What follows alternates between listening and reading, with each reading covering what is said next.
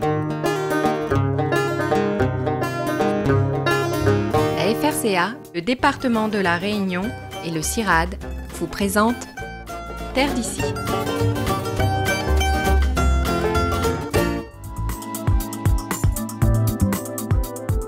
C'est une propriété chargée d'histoire.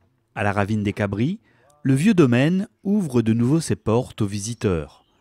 Après une quinzaine d'années de sommeil, Daniel Payette, le propriétaire des lieux, a décidé de faire revivre cet endroit magnifique en reconstituant ici même un ancien village d'engagés malgaches du nom de Mahavel. Lui donner ce nom, c'est aussi lui permettre de le fixer dans le temps.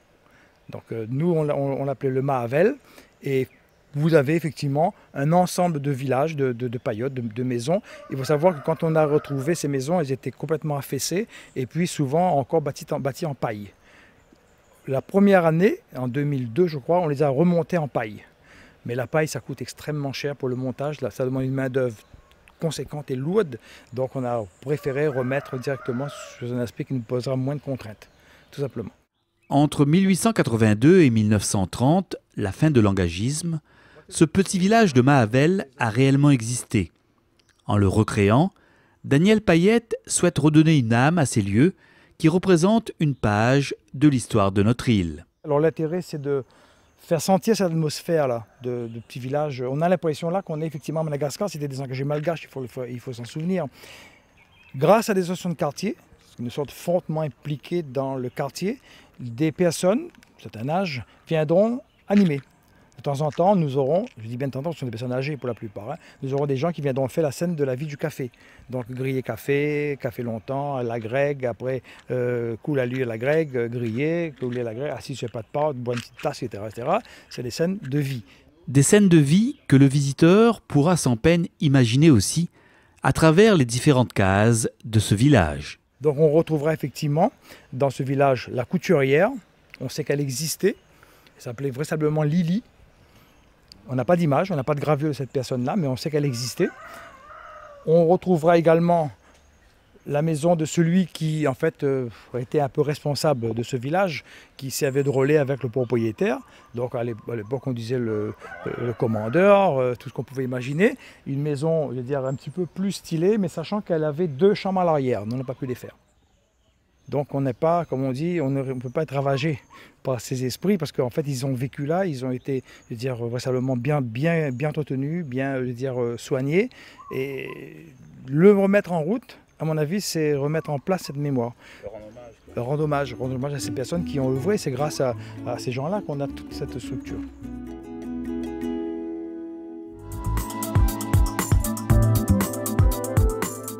À la ravine des Cabris, chemin recherchant, le vieux domaine retrouve enfin une nouvelle jeunesse après 15 années de fermeture. Aidé par des bénévoles et la mairie de Saint-Pierre, Daniel Payette, le propriétaire, a réhabilité sur son lieu d'origine l'ancien village d'engagés malgaches de Mahavel avec ses petites cases reconstituées comme à l'époque. Je dis bien vraisemblablement, dans ce village, la cuisine se faisait dans un lieu très précis. Donc on a retrouvé effectivement des murs montés comme ça, un peu plus grandes quand même, et on suppose que c'est là qu'ils devaient faire cuire leur repas, quoi, hein. Donc on a reconstitué l'ensemble, on a reconstitué tout l'ensemble, et on les a fixés dans le nom d'abord d'une personne ressource, qui s'appelle donc Ticaz Ticlode. C'est le monsieur qui est là-bas, qui les a en fait refait. Il avait appris ça à faire avec son père, etc. Il les a reconstitués pour nous. C'est un bénévole sur l'association. Et puis, ce cadre-là était animé, voilà l'origine, hein. Comment c'était à l'origine, hein.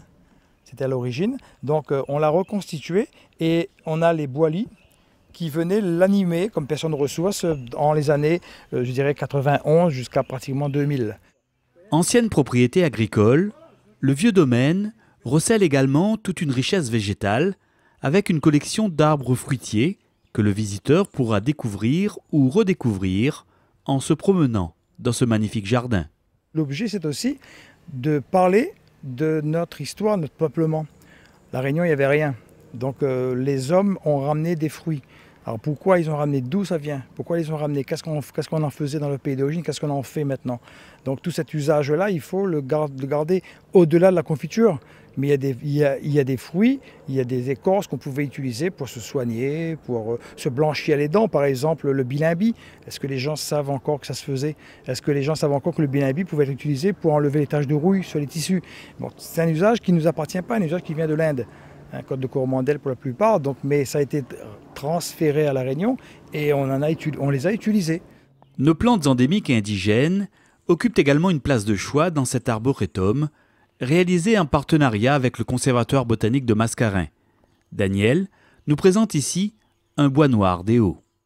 Le bois a une croissance lente.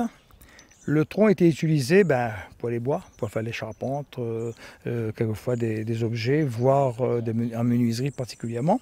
Quand on incise, au contact de l'air, l'oxygène va le faire noircir. Donc on dit bois d'ébène. C'est un bois précieux, un bois rare maintenant à La Réunion.